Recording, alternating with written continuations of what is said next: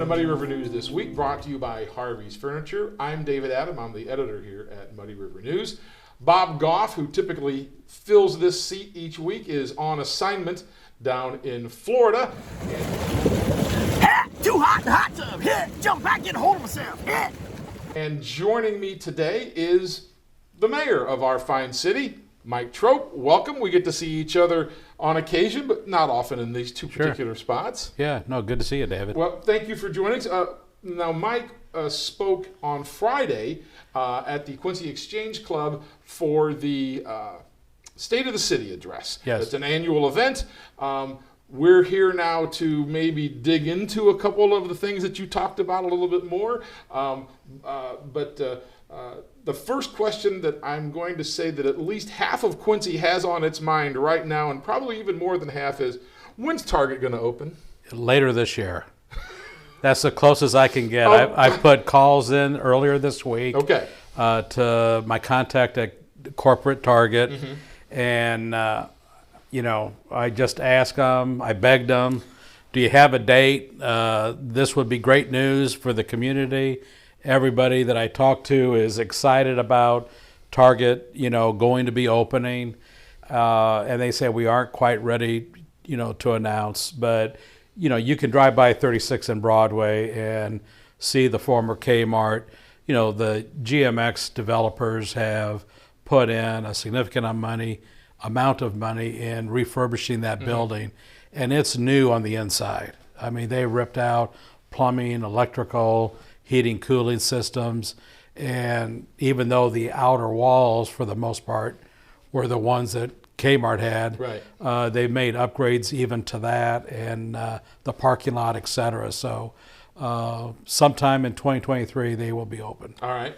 Now, as you drive past there on 36 and Broadway, you've got other properties. You've got both sides of the street on 30th and Broadway. You've got the Shopko, former Shopko there at 33rd and Broadway.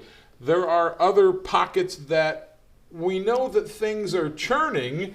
How's all of that look into the future for the rest of 2023? Any other new developments? There are none to announce at this point, but our local developers, Tom Marks, who is taking care of the north side of 30th and Broadway, how he redid where CVS and the former county market was. That looks like just an awesome facility now.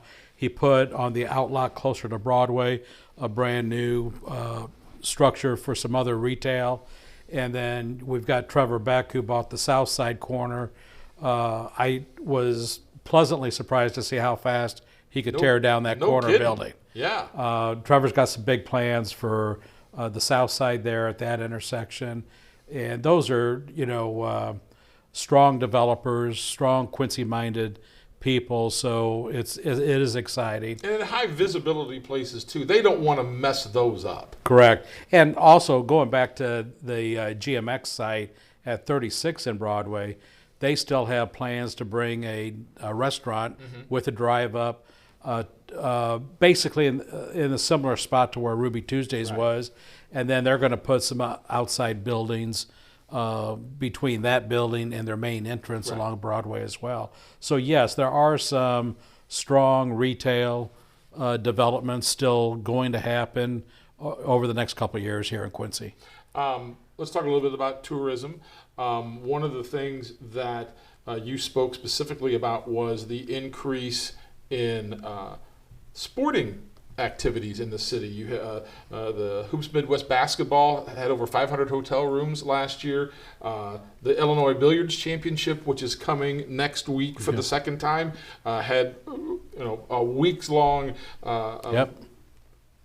bunch of hotel rooms taken care of there. You've got the youth baseball tournaments that are going to start again here in April. So you threw something out there about maybe we need to look into doing even more of this.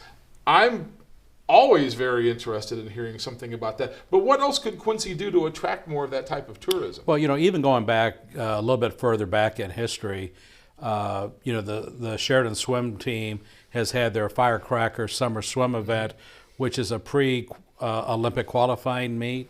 they bring people from all sorts of states to come in here, and that is basically a week-long event.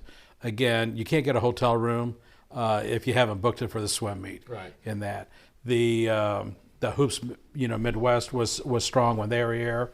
There's just a series of those. Dan Ryan's 50th anniversary this summer coming up with the Little People's Golf Tournament.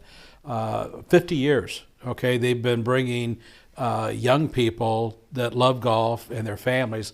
That is a phenomenal event, and those are strong examples of people or events that can attract families to come to the community, enjoy the community, not only that event, but they eat out in our restaurants, stay in hotels or bed and breakfast, and take in some other spots and activities within the community. So you talked about hotel rooms, and they're not easy to get. You also mentioned the fact is that Quincy has dipped under that magic 1,000 hotel rooms for the first time in some time. I think the number you put out was like 784. Yes. When it comes to hotel rooms, I mean, you just can't snap your fingers and say, hey, Drury Inn, show up. Hey, right. Hilton, we got a great... But again, you've been working with that. Where does the interest in potentially attracting another hotel or two stand here in Quincy? Well, we were working on the hotel study, and again, the Oakley Lindsay Center people, the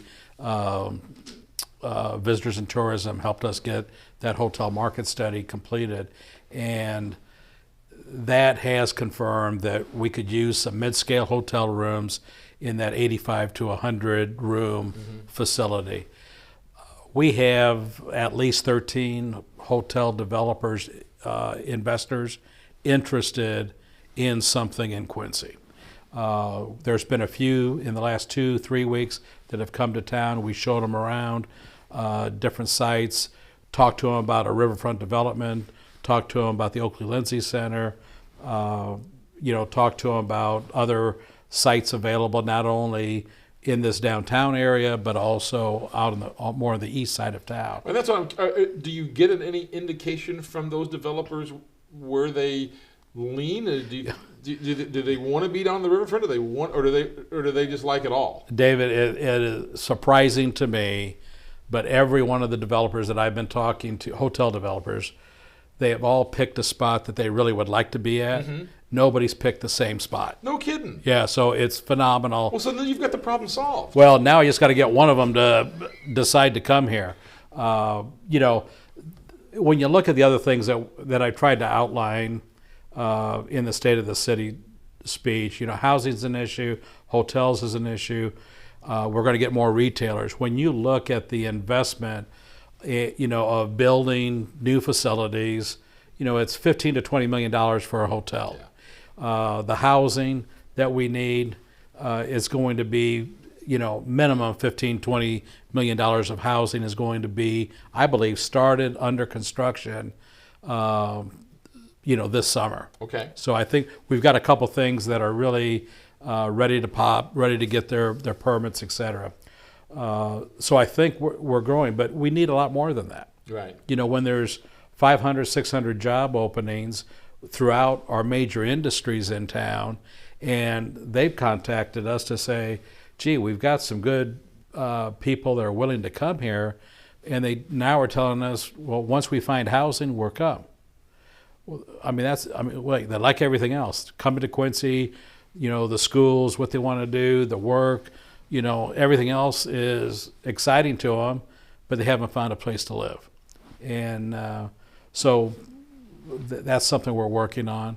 But I think over the next couple of years, you can't build 100 units in 9 months.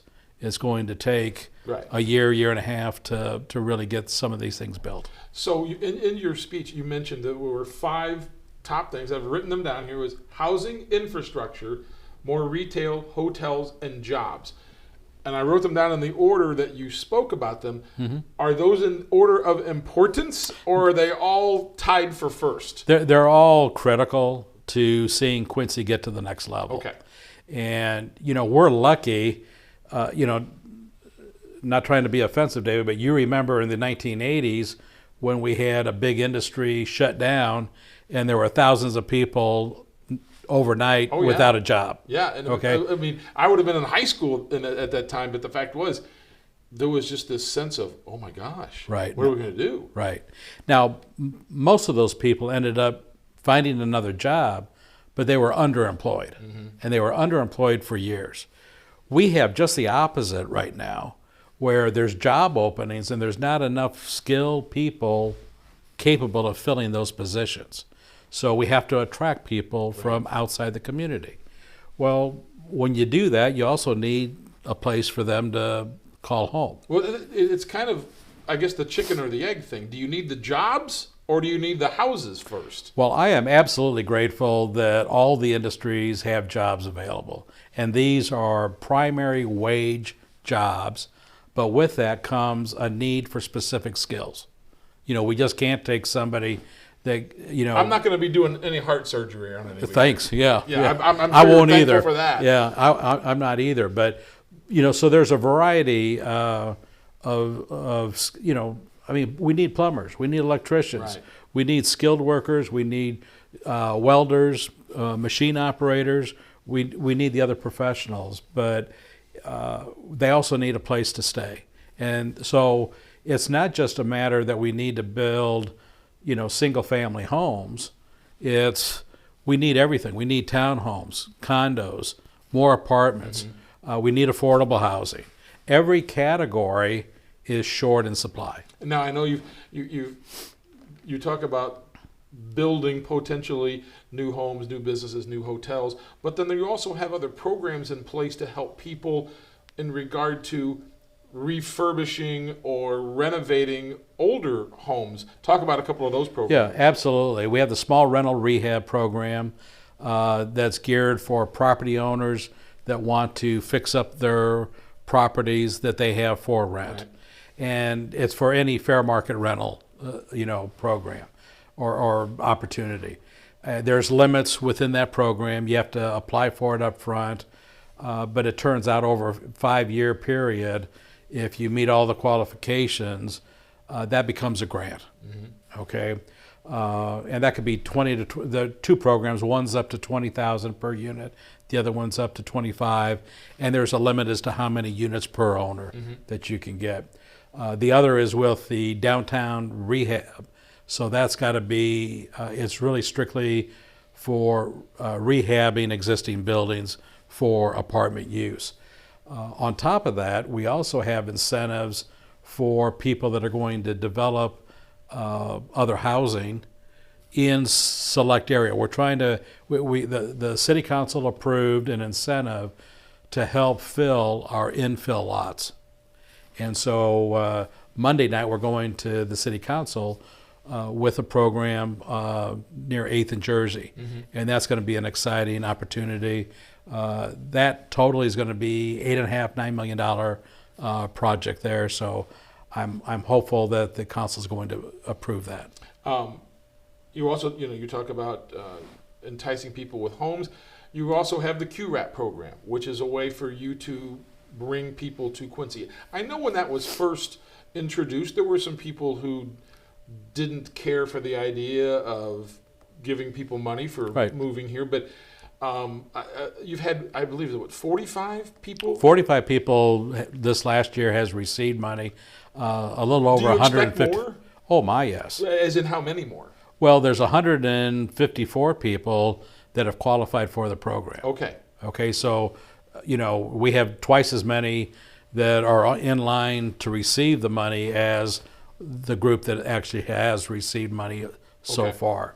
There's financial hurdles when someone's going to move from one community to another. The employers help with like moving cost and the other arrangements to move, but the one thing that was missing was, okay, if you have to rent a place for a few months before you buy, and with the housing market the way it is, we have basically a third of the homes that used to be available pre-COVID There's only like 40 a month on average. The numbers that you used were 106 before COVID. There were an average of about 160 homes on the market every month. And now that's down to 40. Yeah, and that's a scary number. And some months, David, there's not that many. Wow. Okay, so what can be done? What can be done to balance that, to get that 40 back up? Well, I think again by building new units, some people that have lived in Quincy for generations may want a new place, so they may go. Well, they can sell their existing place. Okay. There's opportunities for everybody. The building for new is not just for people to come into town and take them. Right. Anybody in town is going to be able to look at these properties. Gotcha. Last thing I wanted to ask you about is public safety. The fact is that just in the last couple of weeks alone, we've heard stories about the number of cars that are being stolen have gone up dramatically. You have the number of shots fired calls is increasing. There's a lot of attention being given to the death investigation on Kentucky Road. We're talking about license plate readers, that's going to be going before the city council as well. Monday night, yeah. On Monday night. So there's a lot of things about public safety in general in Quincy. I guess I just wanted to give you the opportunity to be able to address some of the things that people are talking about. Oh yeah, so public safety is absolutely critical to our community. Always has been, is going to continue. Chief Yates and the other officers, I think, are doing an excellent job in protecting us and taking care of our public safety needs. I've heard, in talking to the chief recently, I've heard that the people that got arrested Thursday night may also be related to what happened the week before shooting. So there's some, bad actors that are upset, and instead of maybe arguing with what, like most of us would do, they pull out a gun and start firing at people. I guess it's good their aim's not too good, because there aren't too many people that have been hurt in those random shootings. And not to make fun of that, because it is still a serious item. On the homicide, I think Chief Yates said it correctly.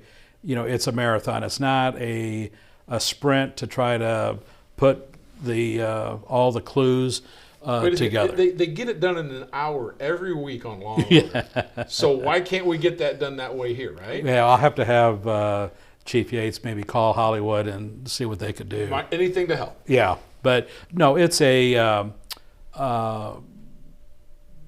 police are really, the detectives are working extremely hard, long hours. They're working with the Illinois State Police to pull all the pieces of the puzzle together, get the facts there, so they can then go out and make an arrest and have a solid case.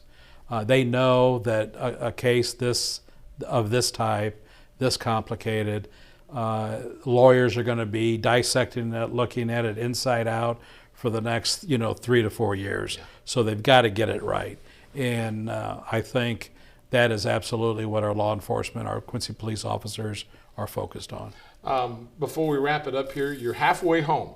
You've got 2 of your 4 years of your term. How's it going? I mean, it's been 2 years. I mean, are you ready to here today to look into the camera and say, I'm ready to put my name out there for re-election, or am I asking a little early? You're asking a little early. I like what I do. My wife, every now and then, will say on a scale of 1 to 10, how do you like what you're doing? And I'll tell her 11. Oh, and she just shakes her head. She doesn't, as in, I can't believe you? Yeah, or, yeah. Okay. And it's like, I like what we're doing. Quincy has so many positive attributes, and I think we're accomplishing a lot for the community. We're growing. We've got a healthy economy. Not that we don't have hurdles that we have to get through, but I think, and the staff, the city department heads, they've been phenomenal to work with. And I think the outlook for Quincy is extremely strong. Thanks for the time. I appreciate you stopping by. Thank you. And thank you for stopping by this week. And you can catch this episode and others on the Muddy River News TV Plus tab on our website.